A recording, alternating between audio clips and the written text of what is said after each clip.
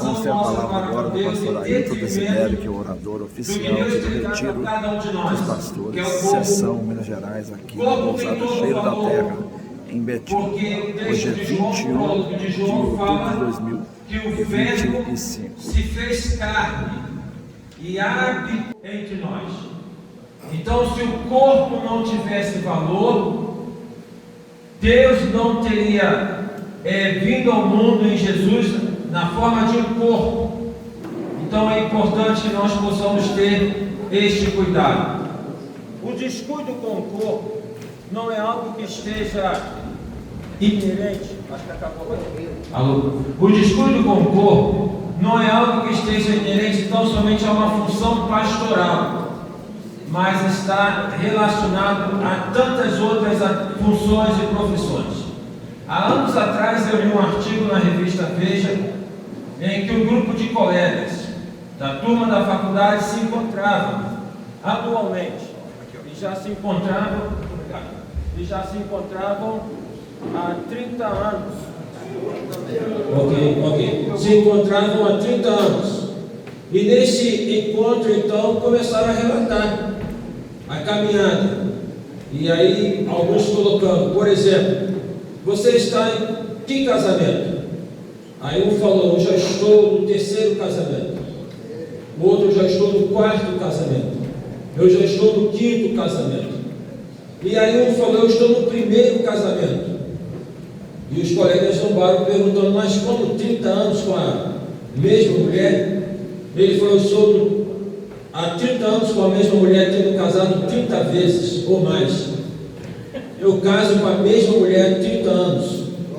Eu não preciso pagar pensão, refazer a casa, eu refaço o meu compromisso com a minha esposa.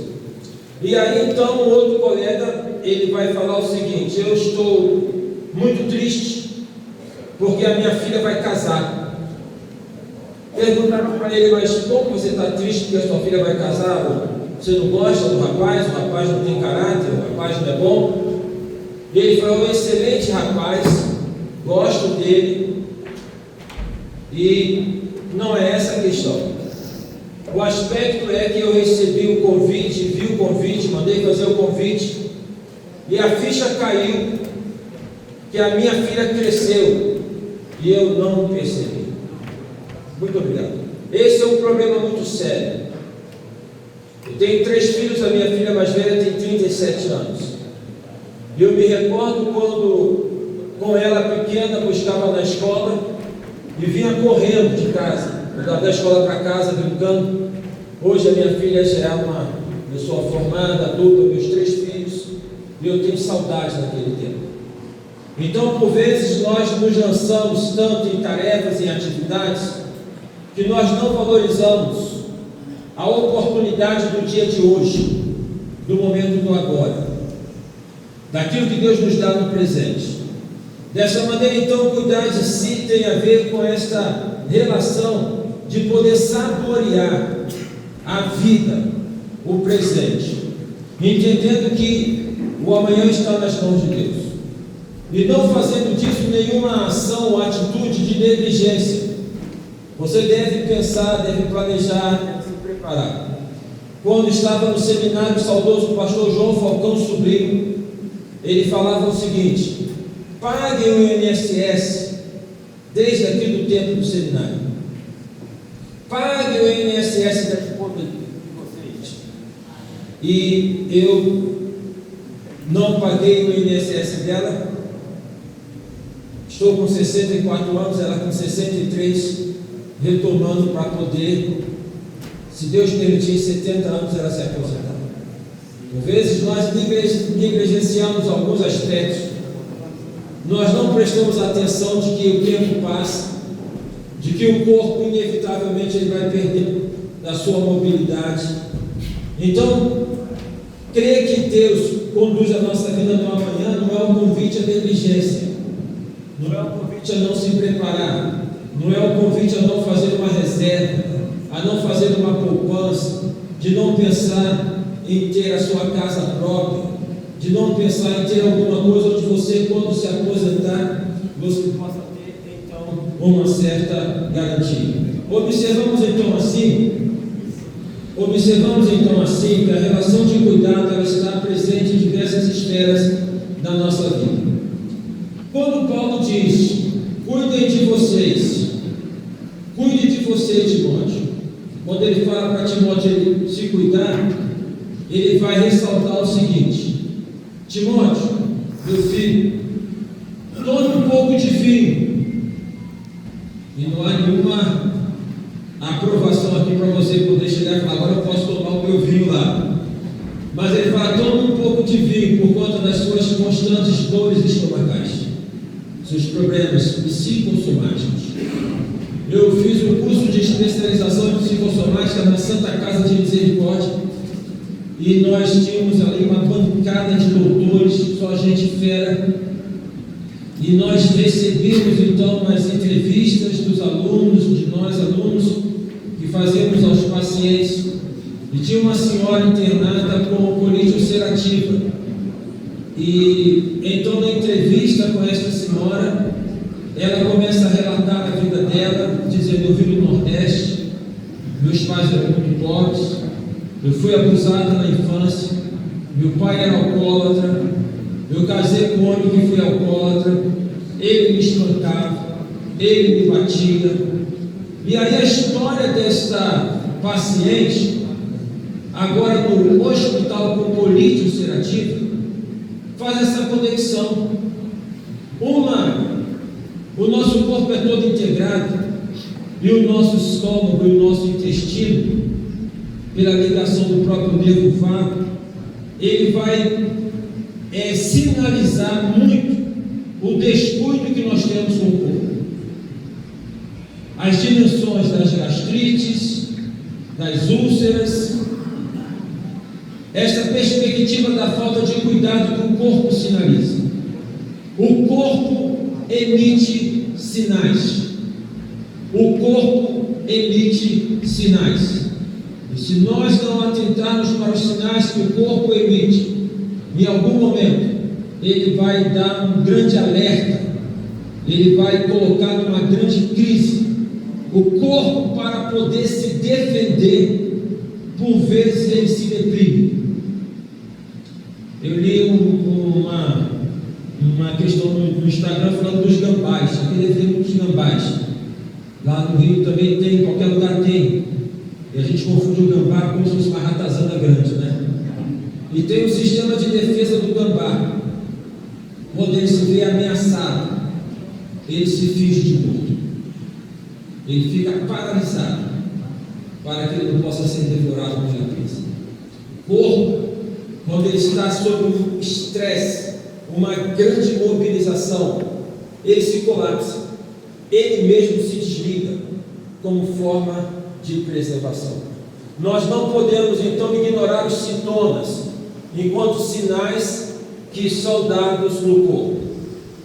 Pensemos os sintomas naquela dimensão de um iceberg.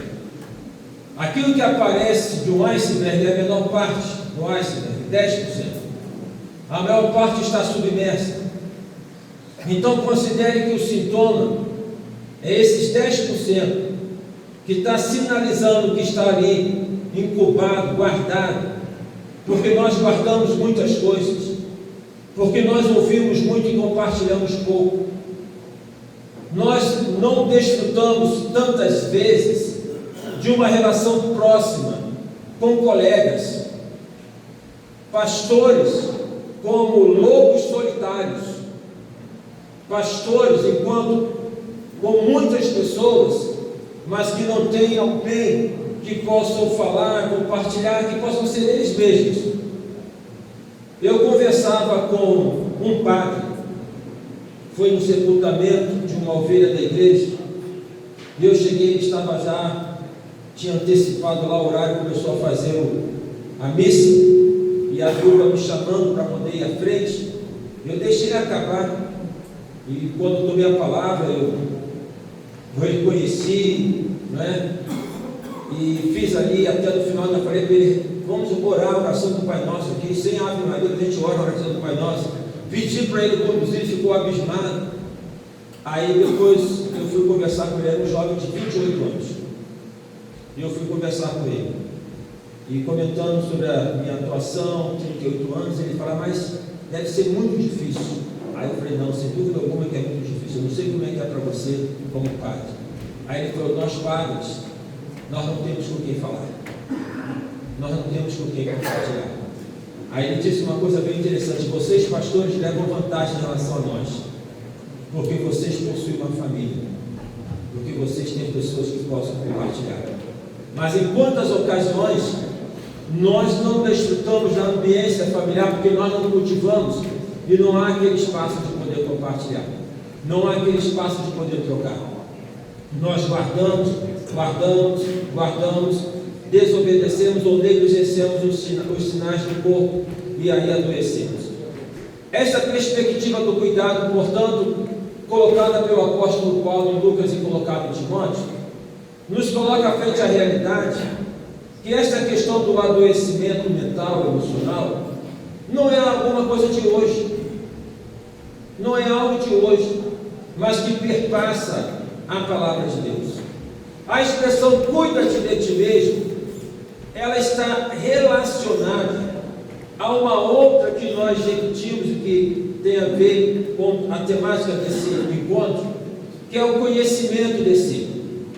No processo de helenização, que é o processo de expansão da cultura grega no mundo romano e em todo o mundo, então, Paulo, quando ele coloca esta perspectiva do cuidado de si, existe a influência desta helenização na dimensão de que o cuidado de si nunca aparece na filosofia grega separado do conhecimento de si. Cuidado de si, conhecimento de si, são dois lados da mesma moeda. A perspectiva é a seguinte: de um conhecimento que é contínuo, que não se esgota. Então, na perspectiva que por vezes falamos, eu me conheço, não é verdade no sentido pleno, porque nós vamos reconhecendo a nós mesmos em diversos momentos da vida. Este conhecimento, ele deve gerar um cuidado. O conhecimento que não gera uma prática não tem valor. A teoria, ela tem que estar relacionada a uma prática, porque esse conhecimento de si e cuidado de si na filosofia grega, e penso que Paulo, trazendo esta orientação do cuidado, ele tem em mente essa questão da dimensão do conhecimento. São dois lados da mesma moeda.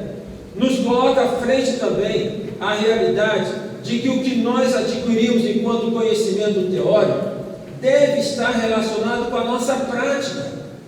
Não pode estar na dimensão de uma teoria desassociada da prática.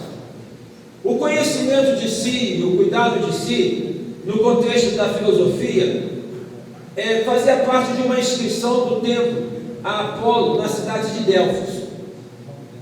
Nós temos a expressão conheça-te a ti mesmo, mas na verdade essa expressão estava relacionada às duas outras expressões. 3 inscrições dentro desse contexto do cuidado de si no templo de Delfos. Primeira inscrição: nada em excesso. Primeira inscrição: nada em excesso. Tudo que é da ordem do excesso não é bom. Não é bom. Até aquilo que aparentemente é bom, se é na ordem do excesso, não é bom. Por exemplo, quando Paulo, falando para a igreja de Corinto, fala sobre as questões ligadas ao casamento, ao relacionamento conjugal, à relação sexual, ele diz o seguinte: que o homem não deve estar afastado da esposa, a não ser, se for o caso, por algum tempo, por um pouco de tempo. Ou seja, imagina aquele homem ou aquele pastor na dimensão de uma espiritualidade que ignora a esposa. E isso não é alguma coisa tão estranha assim, porque a relação sexual, ela passa por toda uma dimensão de envolvimento. de toda uma questão de relacionamento, de toda uma construção que vem do amanhecer. Ou seja, a relação sexual, ela começa no café da manhã, na maneira que pode se relacionar. Então imagina aquele que se dedica tanto, vamos dizer, a uma ação ministerial, em que ele passa, digamos assim, horas, dias, numa busca de espiritualidade, onde ele deixa de lado a esposa. É excesso, não é bom. Então, primeira inscrição, nada em excesso. Segunda inscrição, comprometer-se demais traz preocupação. São inscrições do tempo de Delfos. Então, nada em excesso e comprometer-se demais traz preocupação. Vamos para o livro de Eclesiastes. Quando nós começamos a ler Eclesiastes, chegamos, por exemplo, no capítulo 1, no capítulo 2, Salomão ele vai falar: de todas as riquezas eu tive, de todos os prazeres eu tive, de tudo que poderia imaginar eu tive. E qual é a conclusão que ele chega? De tudo isso, vaidade. Comprometer-se demais é uma relação de vaidade. A expressão do ministério não pode estar pautada nesta dimensão que nós temos na vida, da vaidade. Nós somos vaidosos. E se a vaidade é uma perspectiva do cuidado, tudo bem. Mas na perspectiva da vaidade, no sentido de que eu começo a demonstrar o que eu faço, eu começo a falar do que eu faço, eu começo a ressaltar aquilo que na verdade Deus permite que eu possa fazer e conquistar, ali eu estou numa perspectiva de vaidade. E sejamos sinceros, em quantas ocasiões nós observamos isso? Em quantas ocasiões o que nós tomamos conhecimento de um ministério glorioso é na verdade um ministério vaidoso, porque há uma perspectiva de projeção. Terceira coisa, conheça-te a ti mesmo. Então são 3 inscrições que estão intimamente relacionadas a esta que nós temos conhecimento do conheça-te a ti mesmo. Nada em excesso, comprometer-se demais traz preocupação, e conheça-te a ti mesmo. É preciso conhecer a si mesmo para poder reconhecer os próprios limites. É preciso reconhecer a si mesmo para não ser tiranizado por aquilo que é da ordem do fazer. Na idade pré-histórica, a idade dos dinossauros, lá tinha o tiranossauro. Dos dinossauros, dos mais violentos, carnívoro. E aí eu quero fazer então aqui um trocadilho. Tiranos,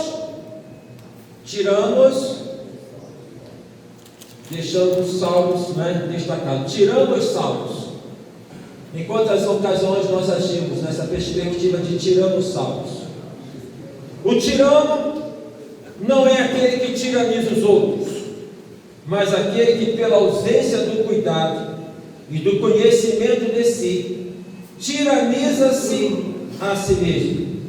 E é justamente essa tiranização que o leva a tiranizar a outras pessoas. Em quantas ocasiões nós agimos como tiranossauros?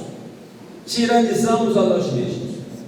Quando nós rompemos com os limites, quando a nossa vida se confunde com a vida da igreja, quando nem para dormir nós tiramos o terno, quando nós então encarnamos este personagem do pastor e não entendemos que é uma expressão de uma faceta da nossa vida, ser pastor, porque a outra é ser pai, a outra é ser esposo, a outra é ser amigo. Vocês estão entendendo? Nós então entramos por vezes numa tiranização de nós mesmos, nos cobramos, nos culpamos.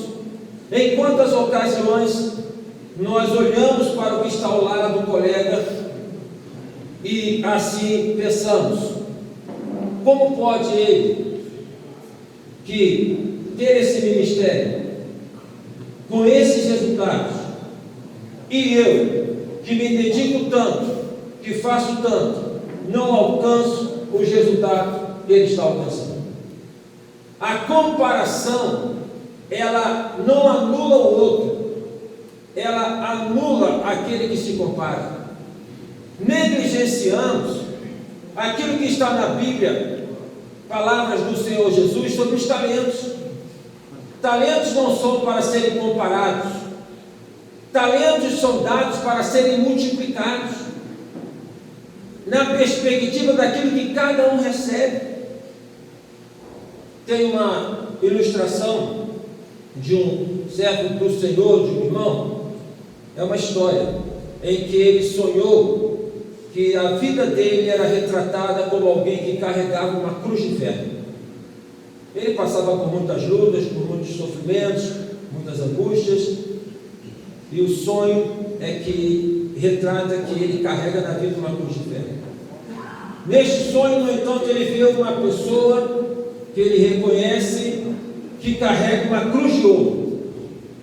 E ele olha então para essa pessoa que carrega a cruz de ouro, tão reluzente, tão bonita, tão preciosa, e ele fala assim para Deus: Senhor, por que eu carrego essa cruz de ferro? E aquele carrega aquela cruz de ouro. Eu não quero essa cruz de ferro, eu quero aquela cruz de ouro. E aí Deus atende e concede a ele uma cruz de ouro. E ele começa a andar todo empolgado com aquela cruz reluzente. Em determinado momento da caminhada, no entanto, ele é vítima de um assalto, de ladrões que querem roubar dele a cruz de ouro, tão valiosa. Batem nele, espancam ele, não conseguem levar a cruz de ouro, e o deixa lá caído, abatido, ferido. E ele então ali vê uma outra pessoa caminhando com uma cruz de rosas, e ele fala assim: Senhor, eu não quero essa cruz de ouro não, eu quero aquela cruz de rosas.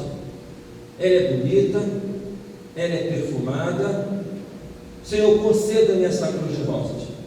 E Deus concedeu para ele a cruz de rosas, e ele começou a caminhar carregando aquela cruz. Em determinado momento ele começa a ver o ombro sangrando, doendo, de uma dor tão grande que ele não aguenta mais. Ele se prostra no chão e ele fala: Senhor, perdão, volta a dar-me a minha cruz de ferro. Quando nós nos comparamos com o outro, olhando para aquilo que o outro fala de resultado, nós não sabemos qual é o preço que ele está pagando para poder estar naquela condição. Deus conhece a realidade de cada um de nós. Deus não nos cobra por produtividade, Ele pede frutos, mas Ele entende que cada um tem a sua dimensão do limite. E quando nós ultrapassamos os nossos limites, nós comprometemos a nossa saúde mental. Eu quero aqui destacar algumas questões presentes do adoecimento mental, começando por depressão. Falando sobre a depressão de Elias. Nós encontramos em Tiago capítulo 5, 17, Elias era um homem semelhante a nós, sujeito aos mesmos sentimentos. Elias, o profeta, que aparece no Monte da Transfiguração, Elias, que é um ícone no Velho Testamento na Bíblia, Tiago fala, ele foi um homem sujeito aos mesmos sentimentos. Todos nós, não tem ninguém, não é só você, somos todos nós.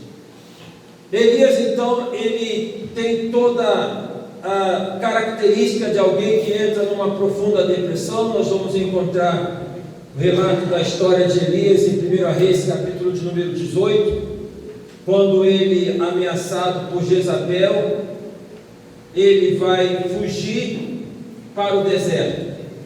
Deserto na Bíblia é sempre uma relação muito didática.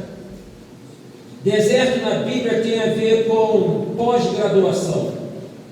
Deserto na Bíblia tem a ver com mestrado.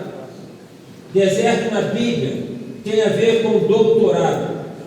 As grandes lições que nós temos na vida, nós as aprendemos na luta, nós as aprendemos no sofrimento. Ninguém adquire os maiores ensinamentos na vida estando na praia. Não que a praia não seja boa, estando em qualquer lugar.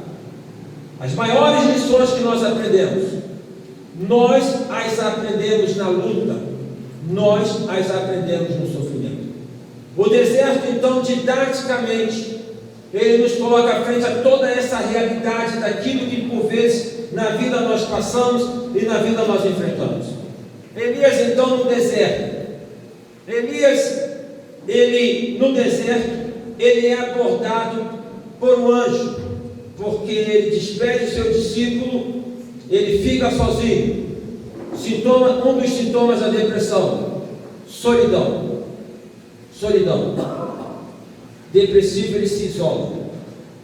No nosso ambiente ele tem um reforço ainda maior, porque o isolamento é para ele para o depressivo, uma forma de proteção. Porque se ele se apresenta com aquela dor, com aquele céu toldado de cinza, ele tem receio de ser julgado, ele tem receio de ser criticado. Então é um reforço na questão do isolamento. Elias, ele deixa de comer. Outro sintoma da depressão é a disfunção no apetite. E aí pode ser a perda do apetite, ou então alguém que se lança num consumo de alimentação. Aqueles que por vezes vão assaltando a geladeira e o consumo de açúcar. Pessoas que gostam muito de doces, e eu gosto de doce, mas somos chegados ao doce. Se a gente observar, não estou falando aqui de uma regra, são pessoas que funcionam muito rapidamente, são pessoas mais ligadas. O nosso corpo é uma máquina e o açúcar é o combustão da máquina. Então, para poder dar energia, tem que consumir açúcar. Elias, ele não quer comer, ele não quer beber. Alguém pode ficar alguns dias sem alimentação, mas sem água é essencial. Nós encontramos então esses sintomas: isolamento, perda de fé, que não é falta de fé. Eu falava no encontro de pastores lá na Convenção Carioca sobre depressão, e aí um colega, o pastor, falou assim: vocês não sabem o que é depressão. Eu passei por uma depressão, e quando eu estava em depressão, eu sabia que eu tinha que ler a Bíblia, mas eu não tinha vontade de ler. Eu sabia que eu tinha que orar, mas eu não tinha vontade de orar. Então são sintomas da doença, não é a perspectiva da falta de fé. Daí que, para ajudar alguém que está em uma depressão, nunca diga para ele: você precisa ter mais fé, você precisa orar mais, você precisa ler mais a Bíblia, porque são perspectivas de sintomas da doença. Encontramos no Salmo 42 outros sintomas que são inerentes à depressão. O salmista, no Salmo 42, ele fala: assim como a corça aspira pelas correntes das águas, assim por ti, ó Deus, suspira minha alma. A minha alma tem sede do Deus vivo. Quando irei e me apresentarei diante da face de Deus? Solidão. As minhas lágrimas têm sido meu alimento de dia e de noite, labilidade emocional. Nem todo aquele que está no púlpito e ao pregar se emociona, aquilo é algo que atravessa como se Deus está tocando no coração dele. Pode ser sintoma de uma depressão. Quem destacou isso, inclusive, uma vez foi o pastor Lavo Feijó. O ver no púlpito, uma emoção que vem sempre, né? E não que deva ser rejeitada a emoção. Não estou falando isso, estou falando como sintoma dessa labilidade emocional. As